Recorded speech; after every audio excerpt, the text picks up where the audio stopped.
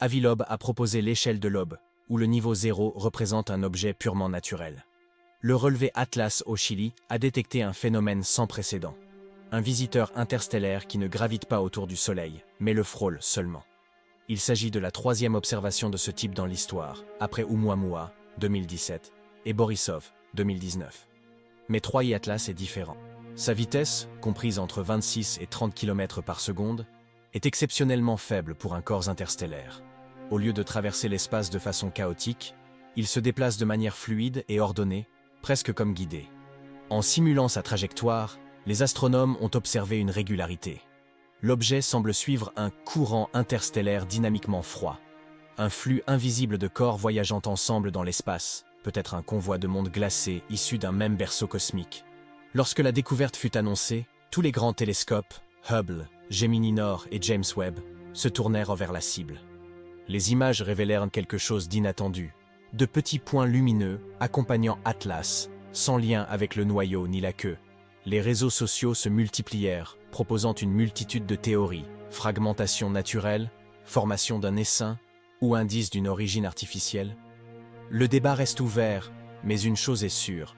Atlas remet en question tout ce que nous pensions savoir sur les visiteurs interstellaires. Mais c'est là que l'histoire devient vraiment intéressante. Lorsque les scientifiques ont commencé à analyser la nature de ces lumières, 3 principales hypothèses se sont dégagées. Première hypothèse, des fragments de glace sont éjectés par de puissants jets. Atlas libère des gaz et de la poussière en s'approchant du Soleil. Ces jets sont puissants, suffisamment pour projeter des fragments qui se déplacent temporairement aux côtés du corps principal. De la glace de CO2 se détache et suit la même trajectoire pendant des heures, voire des jours, avant de se disperser. Deuxième hypothèse, les étoiles. Lorsque Hubble suit une cible se déplaçant rapidement, les étoiles d'arrière-plan se transforment en traînées floues, de courtes lignes sur l'image. Pour un œil non averti, ces lignes peuvent apparaître comme des objets se déplaçant avec la comète. La NASA l'a même souligné dans son communiqué de presse officiel sur Hubble. Les étoiles semblent floues car le télescope suit Atlas, et non le ciel de fond. Troisième hypothèse, de véritables fragments, le noyau se désagrégeant en temps réel. Et c'est la plus fascinante. Si Atlas est effectivement en train de se désintégrer, c'est un phénomène rare.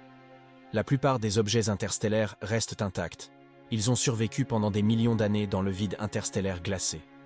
Pourquoi l'un d'eux commencerait-il à se désintégrer juste au moment où il pénètre dans notre système solaire? À moins que les contraintes thermiques ne soient trop importantes. À moins que cet objet ne soit composé d'un matériau fragile, incapable de résister même à la lumière solaire lointaine. Et c'est là que la chimie entre en jeu.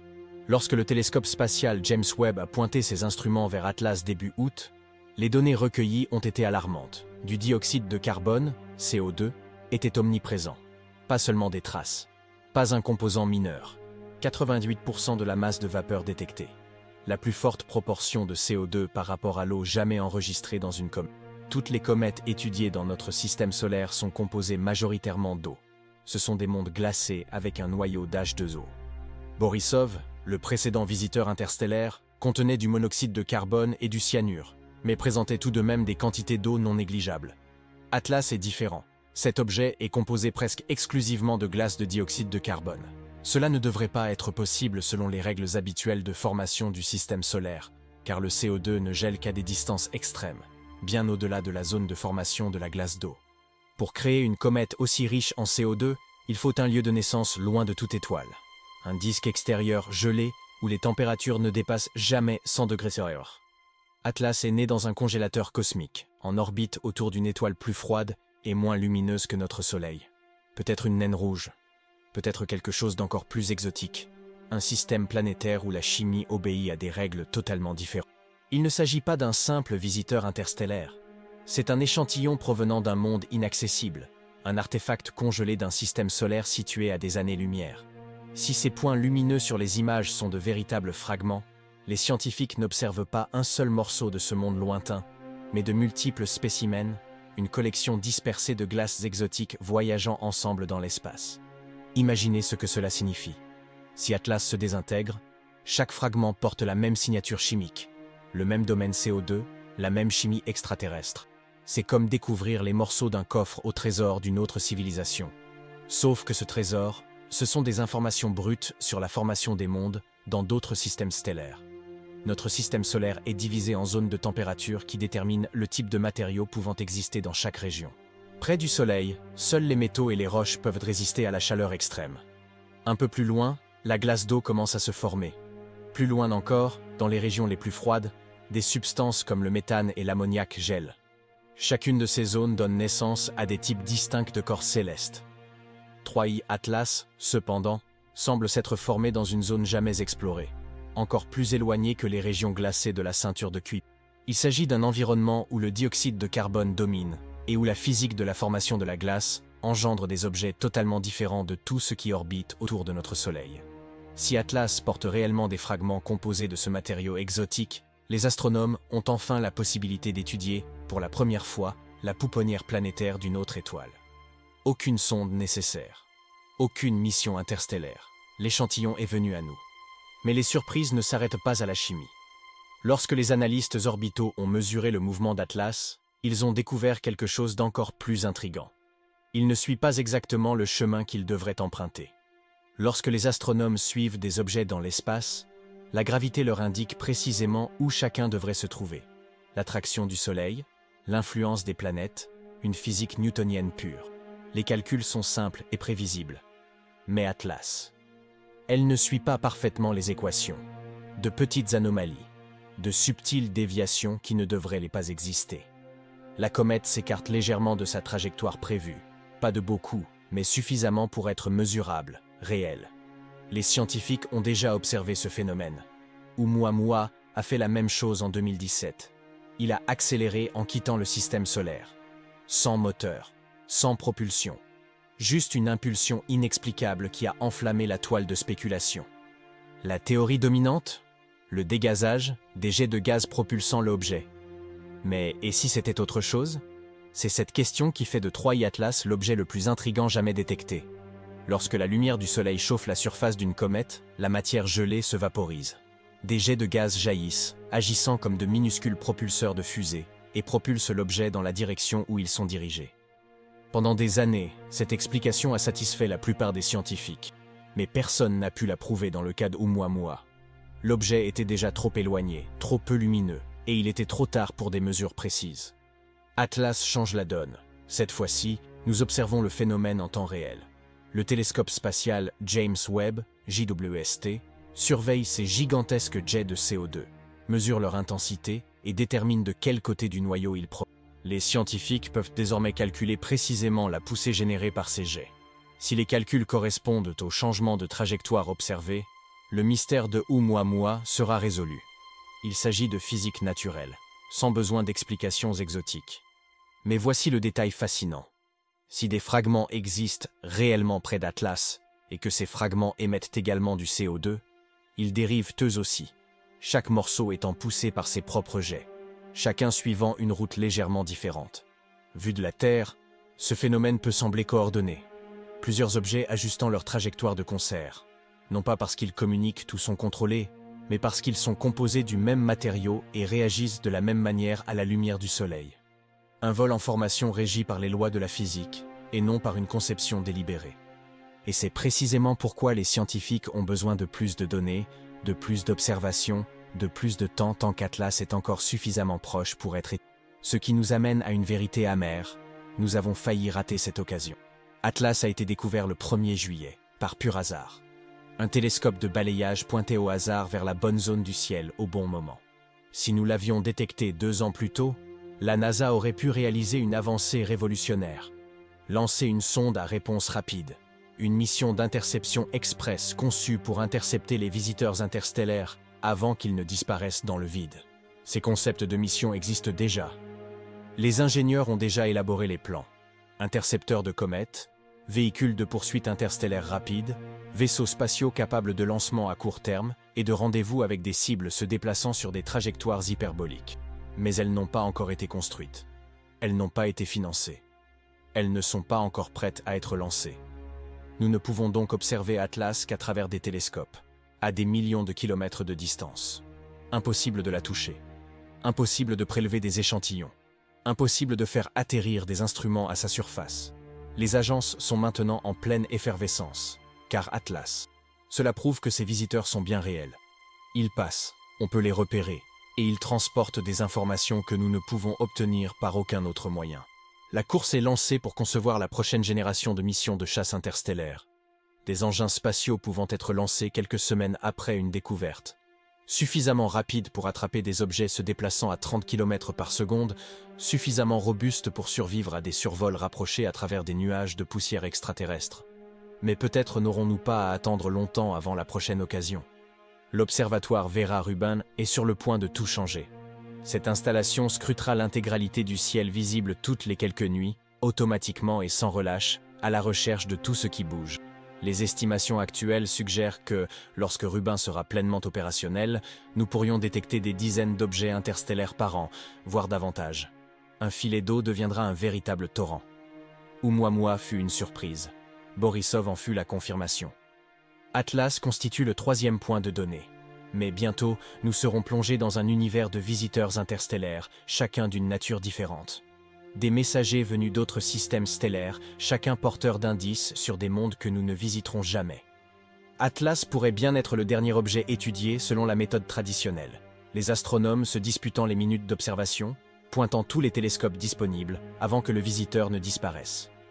Au milieu des scènes promotionnelles, on trouve un moment léger d'humour et de publicité, mais l'attention se recentre rapidement sur l'essentiel. L'ère de la traque de chaque visiteur interstellaire touche à sa fin. À l'avenir, ces détections seront monnaie courante et feront partie des relevés systématiques. Atlas représente donc la fin d'une époque, le dernier mystère avant la routine. En 2026, il passera près de Jupiter, offrant une expérience naturelle impossible à prévoir. La gravité de la géante gazeuse pourrait dévier, accélérer, voire fragmenter l'objet, constituant ainsi un test unique de la mécanique orbitale. Cette rencontre permettra d'affiner les modèles d'interaction entre les débris interstellaires et les planètes massives, et de générer des données précieuses pour la prédiction des trajectoires et la planification de futures missions d'interception, une étape essentielle pour la défense planétaire, car de tels corps peuvent représenter un danger réel. Mais il y a plus profond. Atlas porte en elle la chimie primordiale de la vie. Des comètes semblables transportent des molécules organiques, de l'eau et des composés carbonés entre les étoiles, disséminant ainsi les éléments essentiels à la vie dans toute la galaxie.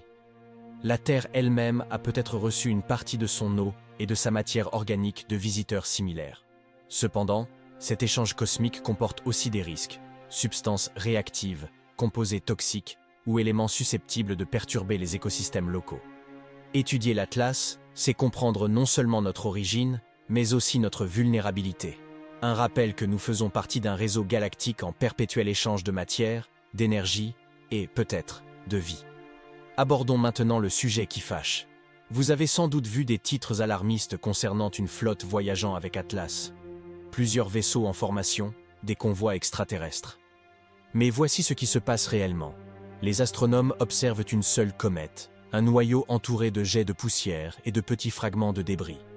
Ces points lumineux sur les images, il s'agit probablement d'un mélange de particules de CO2, d'étoiles d'arrière-plan floues par le suivi du télescope et d'artefacts d'images. Tout cela s'explique. C'est naturel. Des fragments peuvent-ils exister? Oui. Les comètes se fragmentent et nous l'avons constaté. Borisov s'est brisé en morceaux. Shoemaker, Levy 9, s'est désintégré en une chaîne de fragments qui sont entrés en collision avec Jupiter. Mais les fragments ne volent pas en formation. Elles se séparent, dérivent, et les lois de la physique les éloignent progressivement. Le véritable mystère n'est pas un train, mais le fait que nous capturons enfin des fragments d'autres soleils qui passent près de nous. Atlas représente le premier examen détaillé de matière provenant d'une pouponnière d'étoiles totalement différentes. La chimie, à elle seule, remet déjà en question nos certitudes. La trajectoire suggère l'existence de flux cachés qui sillonnent notre voisinage cosmique.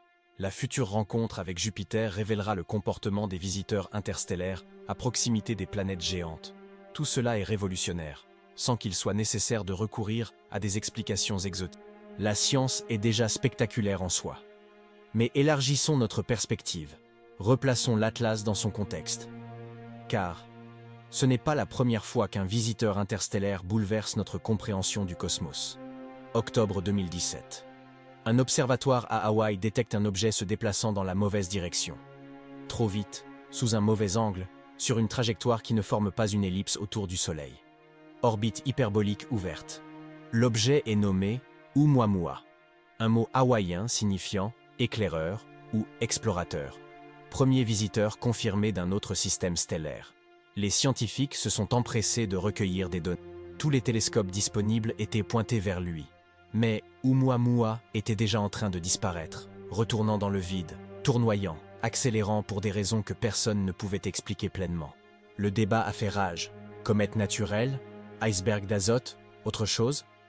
Des années plus tard, aucun consensus ne se dégage. Seules subsistent des théories et des spéculations fondées sur des données incomplètes. Puis, août 2019, nouvelle détection. Cette fois, elle a été observée dès ses débuts. Une comète nommée 2I Borisov, trajectoire hyperbolique confirmée, origine extrasolaire. Mais Borisov s'est bien comporté. Il a agi comme une comète. Il a libéré des gaz, sa queue s'est allongée, et son spectre a révélé la présence de monoxyde de carbone et de cyanure. Une chimie familière, une physique compréhensible. Les scientifiques ont poussé un soupir de soulagement. Borisov a prouvé que les visiteurs interstellaires peuvent être naturels et obéir à des lois connues. Oumuamua devint le cas atypique, l'étrange, l'exception qui, finalement, n'avait peut-être pas besoin d'explications extraterrestres. Puis, en juillet 2025, Atlas apparaît. Le troisième objet interstellaire confirmé dans l'histoire de l'humanité. 3 visiteurs en 8 ans. Mais Atlas ne correspond à aucun des schémas précédents. Il n'est ni mystérieux comme Oumuamua, ni familier comme Borisov. Il est quelque chose de totalement inédit, dominé par le dioxyde de carbone, avec des proportions chimiques records, une chimie d'un environnement stellaire jamais échantillonné auparavant. Oumuamua a démontré l'existence des objets interstellaires. Borisov a démontré qu'ils peuvent être normaux. Atlas démontre qu'ils peuvent être extraterrestres d'une manière totalement imprévue. 3 points de données. 3 profils complètement différents. Ce qui signifie que la population de débris interstellaires est diverse, extrêmement variée. Des objets provenant de milliers de systèmes stellaires différents, chacun avec des histoires de formation uniques. Les aspects en coulisses ont également changé. Notre façon d'accueillir ces visiteurs a évolué. Oumuamua était le fruit du hasard. Un télescope scrutant la bonne zone du ciel et des astronomes humains, remarquant quelque chose d'étrange dans les données, qu'ils ont ensuite analysées manuellement. Borisov aussi, découvert par un astronome amateur, Gennady Borisov, utilisant un télescope artisanal, au bon endroit et au bon moment. L'intuition humaine reconnaissant une anomalie. Atlas, c'est une autre histoire. Le programme Atlas au Chili fonctionne automatiquement. 4 télescopes scrutent le ciel chaque nuit, à la recherche d'astéroïdes, de menaces géocroiseurs, de tout ce qui bouge. Mais la détection n'est plus uniquement l'affaire de l'homme. Désormais, des algorithmes d'apprentissage automatique analysent d'abord les données. Des réseaux neuronaux entraînés à reconnaître les trajectoires hyperboliques repèrent les candidats interstellaires avant même que l'œil humain ne les voie. Atlas a été détecté par un système automatisé, un logiciel qui ne dort jamais, ne cligne jamais des yeux et ne manque jamais un quart de travail. Voici une nouvelle ère. Nous passons des découvertes accidentelles à la détection systématique, de la chance à la prévisibilité. D'ici 5 ans, l'observatoire Vera Rubin sera pleinement opérationnel. Cet équipement va tout révolutionner. Il permettra de scanner l'ensemble du ciel visible toutes les quelques nuits, à la rencontre de phénomènes transitoires, de traînées mouvantes, à cataloguer tout ce qui change. Les projections actuelles indiquent que Rubin pourrait détecter des dizaines d'objets interstellaires par an, voire des centaines à mesure que les algorithmes seront perfectionnés. Le filet d'eau deviendra un flot continu, et cet afflux entraînera un changement radical dans les sciences planétaires. Avant Oumuamua, la plupart des scientifiques pensèrent que les visiteurs interstellaires étaient rares. Des possibilités théoriques, se produisant peut-être une fois par siècle, un simple bruit de fond dans le recensement cosmique. Nous connaissons désormais la vérité. La galaxie regorge de ces objets. Planètes errantes, comètes éjectées, débris d'astéroïdes brisés, tous dérivent entre les étoiles, traversant constamment chaque système planétaire. Notre système solaire n'est pas isolé. Il est immergé dans un océan de matière interstellaire. Une partie de cette matière passe inaperçue. Une autre est capturée par la gravité du Soleil et rejoint la ceinture de Kuiper. D'autres encore entrent en collision avec des planètes et des lunes, apportant des éléments chimiques de toute la galaxie. La Terre reçoit des apports interstellaires depuis 4 milliards d'années. De l'eau provenant de comètes extraterrestres, des semences chimiques venues de lieux que nous ne verrons jamais, mais qui, d'une certaine manière, vivent en nous. Des molécules organiques provenant de nébuleuses lointaines. Des éléments constitutifs qui pourraient avoir donné naissance à la vie elle-même. Nous n'étudions plus de rares anomalies, mais un processus fondamental. Le mélange galactique, l'échange constant de matière entre les systèmes stellaires. Un tapis roulant cosmique en activité depuis la formation des premières étoiles. Atlas n'est pas une anomalie, c'est un exemple. Un messager révélant ce qui circule dans le milieu interstellaire, ce à quoi chaque jeune système planétaire doit faire face au cours de son évolution. Alors, pour résumer, qu'avons-nous vraiment appris d'Atlas? Premièrement, cet objet n'est pas une simple comète. La prédominance du CO2 indique un phénomène révolutionnaire. Atlas pourrait bien être la première preuve que des populations entières de corps riches en dioxyde de carbone parcourent la galaxie. Des mondes glacés formés dans le froid extrême autour d'étoiles peu lumineuses, avec une chimie si extrême qu'elle bouleverse nos modèles de ce que peuvent produire les systèmes planétaires. Deuxièmement, ces mystérieuses taches brillantes qui ont suscité tant de spéculations. Il s'agit probablement de fragments de CO2 éjectés par de puissants jets, d'étoiles d'arrière-plan floues par le suivi des télescopes et d'artefacts d'imagerie. Des explications naturelles suffisent. Mais l'essentiel n'est pas de savoir s'il existe des fragments, mais ce qu'Atlas symbolise. Des éléments constitutifs extraterrestres croisant notre chemin, apportant de la matière d'un autre soleil, des échantillons de chimie impossibles à obtenir ici. Sa glace renferme des enregistrements des températures, des compositions et des conditions de formation d'un disque protoplanétaire lointain, des données sur des mondes que nous ne visiterons jamais. Si Atlas fait partie d'un courant interstellaire froid, il n'est qu'un corps parmi d'innombrables autres qui parcourent la galaxie depuis des milliards d'années, dispersant glace, roches et molécules qui ensemencent les jeunes systèmes avec les ingrédients de la vie. Il s'agit de la grande migration galactique, l'échange cosmique qui relie les étoiles et les mondes à travers le temps. Nous y participons également. Des comètes et des astéroïdes de notre système solaire voyagent déjà très loin, emportant des traces de la Terre vers des destinations inconnues, tandis que nous recevons des visiteurs comme Atlas, messagers de soleils lointains, capsules temporelles qui révèlent ce qui circule dans les fleuves de matière de l'espace. Nous vivons à une époque où l'humanité perçoit la galaxie comme un réseau vivant et interconnecté, et non comme un vide entre des étoiles isolées. Atlas n'est que le début, le premier exemple visible de cet échange permanent qui façonne le cosmos. Et le prochain visiteur interstellaire est peut-être déjà en route, apportant un autre message de la grande migration galactique.